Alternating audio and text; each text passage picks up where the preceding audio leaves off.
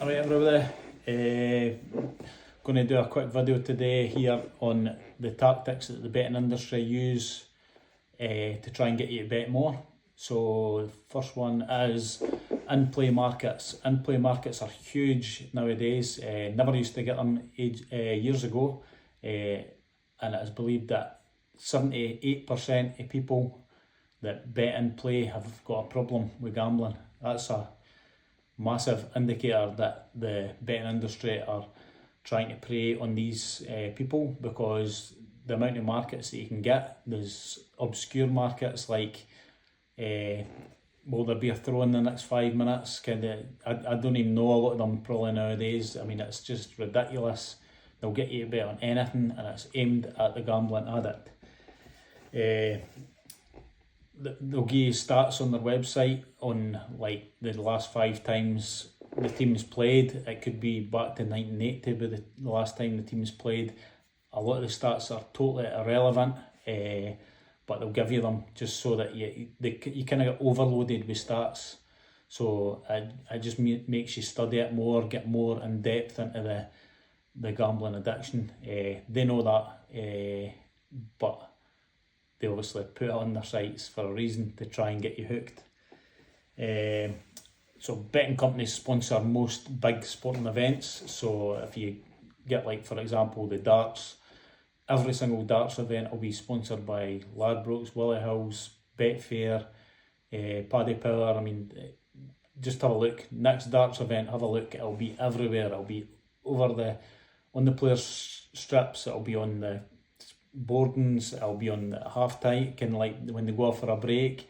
It'll be everywhere constantly, and they'll constantly be talking about betting. That's how darts is huge, is because it's such a good betting market sport.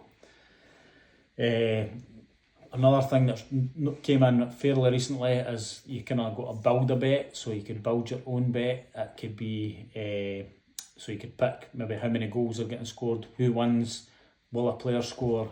It's designed so that you're in control. You get to choose your bet. It makes you feel that I could pick out all the markets that I'll get a winner. But it's just, again, another tactic to try and get you more addicted. At casinos or on roulette machines, I'll give you the last 20 numbers.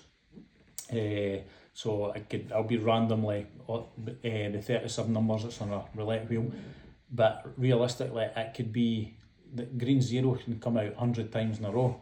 It has the same odds of coming out every spin. If it came out 100 times in a row, it would have the same odds 37-1 on it coming out zero again. But the gambling mind, I would do it every time. I'd go into a casino or online, and I would have a look at what the last numbers were, because if there wasn't any blacks for 10 spins, I'd be going heavy on red, and I would keep doubling my bet until it came out red, because you think low averages, it will eventually come red, but it doesn't matter. And that's the reason why they have the 20 or so numbers there, so that you kind of go in heavier with your bets. They've also got house edge, so the heavier your bets are, the more you're going to lose.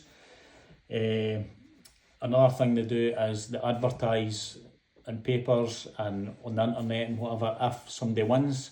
So you've got the bet responsible gambling campaigns and everything, but as soon as somebody wins big, they use that as a tool to try and pull more punters in.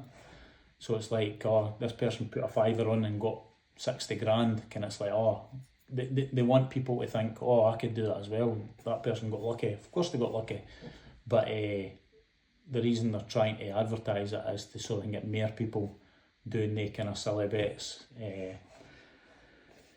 So you get, when you go into the bookies as well, they'll try and give you loyalty cards. So the more you spend, it's just like a supermarket. The more you spend, the more you kind of get free bets. And it's, like I say, you get free bets, you get texts about free bets. The more you bet, the more you'll get these texts.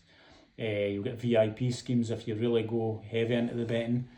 You could even get, they'll give you an all expenses paid trip to Aintree or whatever if you spend that big, because they know you've gave them so much money. So to keep you involved in betting, they'll give you anything. They'll give you anything as long as you keep betting with them and see them as, they look at you and try and treat you as your friend so that they could kind of exploit it. Like I say, they don't want you to gamble responsibly. 86% of players online, they make 86% of their profits online come from 5% of the players. So, and they 5% of the players are addicts. They prey on the addicts. If they didn't have the addicts, they wouldn't be booming like they are. So they need to prey on these addicts, but it's just morally so wrong. Another thing they do is hot and cold numbers. So they play games like 49s and